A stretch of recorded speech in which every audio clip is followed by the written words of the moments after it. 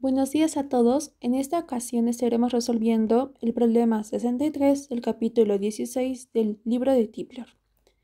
Para afinar un violín, el violinista primero afina la cuerda de la con el tono correcto de 440 Hz.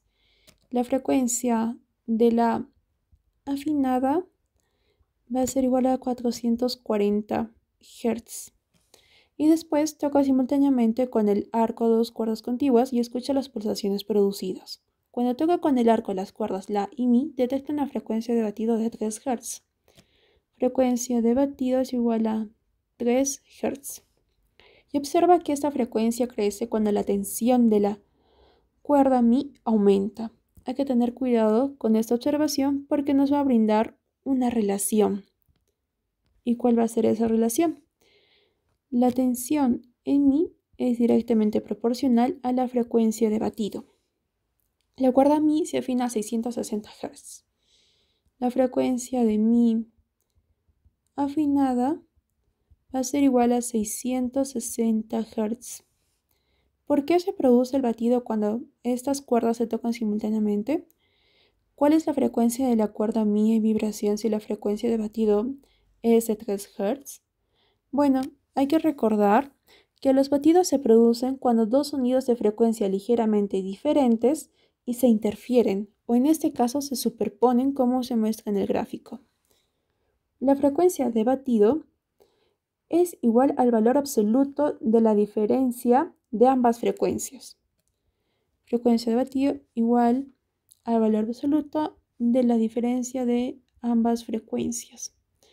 Y en este caso, F1 va a ser representada por la frecuencia de la afinada, que es 440 Hz, y F2 por la frecuencia de Mi antes de ser afinada. Es decir, que va a haber un ligero ajuste para que ésta llegue a su afinación. Bueno, las frecuencias de las dos cuerdas son distintas, lo que genera amplitud e interferencia en el tiempo. Continuemos. ¿Cuál es la frecuencia de la cuerda Mi en vibración si la frecuencia de batido es de 3 Hz? Bueno, vamos a aplicar la ecuación. 3 va a ser igual a la diferencia, valor absoluto de la diferencia de ambas frecuencias. Y si nos damos cuenta, esto nos va a dar dos resultados.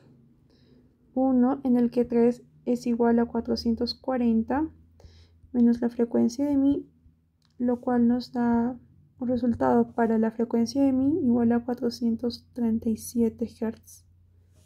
Y otro en el que menos 3 es igual a 440 menos la frecuencia de Mi, y nos da un resultado para la frecuencia de Mi de 443 Hz.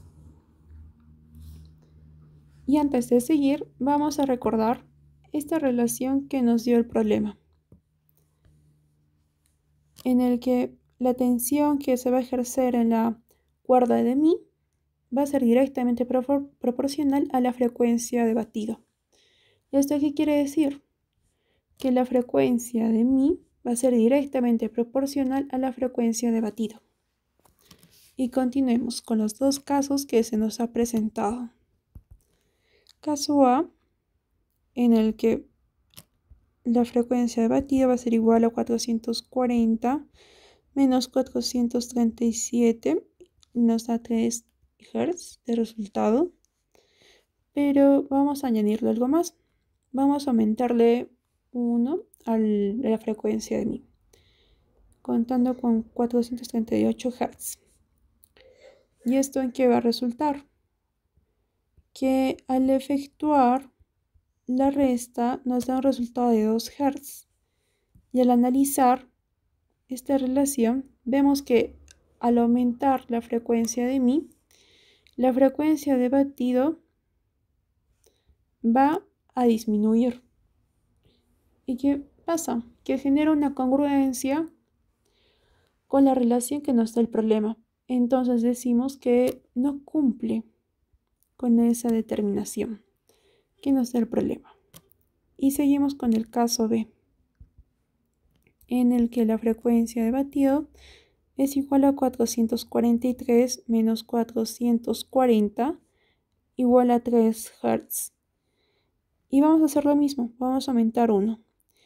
Entonces contaremos con 444 Hz para después efectuar la resta. 444 menos 440 igual a 4 Hz. Y vamos a analizar este resultado. Vemos que al aumentar la frecuencia de mi, también aumentó la frecuencia de batido. Entonces, ¿qué decimos? Que sí cumple con el enunciado.